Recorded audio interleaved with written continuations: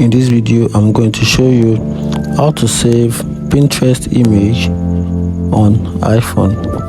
So for you to be able to do that, you have to open your Pinterest app on your iPhone. So I'm just going to open it right now. You tap on it. Okay, so from here you can simply pick on the image you actually want to save to your gallery. So you can pick from the collection of all this image right here.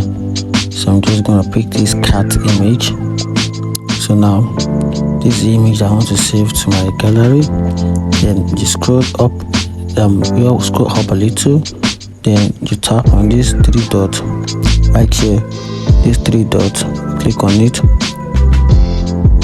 You tap on it, then you click on download.